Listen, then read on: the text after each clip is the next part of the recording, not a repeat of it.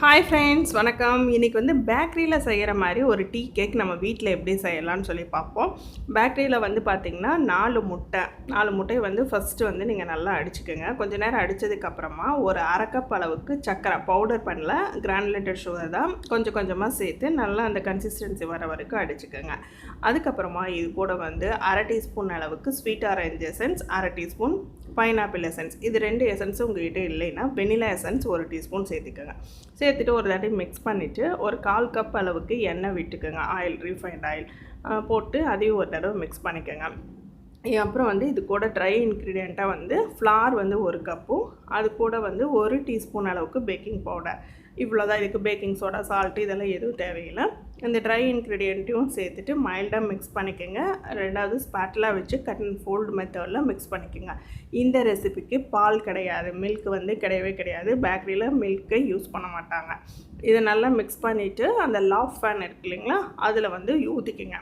அதாவது ப்ரெட் மோல்டுன்னு சொல்லுவோம் இல்லைங்களா, அதில் க்ரீஸ் பண்ணிவிட்டு பட்டர் ஷீட் போட்டுட்டு நம்ம இதில் ஊற்றிட்டு ப்ரீ ஹீட் பண்ண அவனில் வந்து 180 டிகிரியில் 30லேருந்து உங்களுக்கு 35லேருந்து 40 மினிட்ஸ்க்குள்ளே ரெடி ஆயிரும், அவங்கவுங்க அவனை பொறுத்து.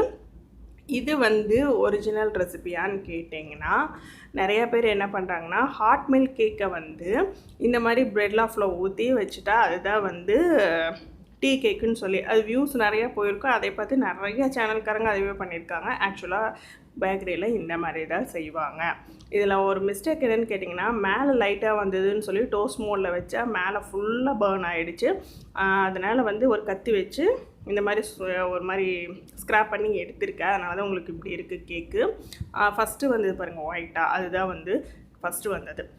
இது வந்து பேக் சைடில் பார்த்தீங்கன்னா உங்களுக்கு பட்டர் ஷீட் எடுத்துட்டு காமிக்கிறேன். இந்த மாதிரி தான் இருந்துச்சு லைட் கலராக. நான் பண்ண மிஸ்டேக் வந்து டோஸ்ட் மோடில் வச்சா மேலே கொஞ்சம் ப்ரௌனாக வரும்னு நினச்சிட்டு ரெண்டாவது மறுபடியும் ஒரு 5 மினிட்ஸ் வச்சேன். இந்த மாதிரி மிஸ்டேக்ஸ் எல்லாம் நீங்கள் பண்ணிடாதீங்க. அதெல்லாம் சொல்கிறதுக்காக தான் இது வந்து காமிச்சிருக்கேன். ஆனால் உள்ளே எல்லாம் எதுவுமே ஸ்பாயில் ஆகலை, எல்லாமே நல்லா ஸ்பாஞ்சாக ஸ்மூத்தாக தான் இருக்குது. பேக்கரியில் வந்து ஸ்டைலில் வந்து ஏற்கனவே நம்ம கேக் போட்டிருப்போம். அது இது பார்த்திங்கன்னா ஒரே மாதிரி தான். அது கேக் ஜெல் யூஸ் பண்ணியிருப்போம். அது கேக் ஜெல்க்கு பதிலாக பேக்கிங் பவுடர் யூஸ் பண்ணியிருக்கோம். பேக்கரியில் கேக் ஜெல் தான் யூஸ் பண்ணுவாங்க. ரெண்டாவது அவங்கள பொறுத்த வரைக்கும் ஸ்பாஞ்ச் கேக்கும் இது தான், டீ கேக்கும் இது தான் பேக்கரியில் பொறுத்த வரைக்கும். ஆனால் நம்ம ஆளுங்க வந்து ஹாட் மில்க் கேக் எடுத்து ப்ரெட் லாஃபில் ஊற்றினா டீ கேக்குன்னு சொல்லி போட்டுட்ருக்காங்க. ஆக்சுவலாக அது கிடையாது ரெசிபி. இது எல்லாமே ஒரிஜினல் ரெசிபி கிடையாது.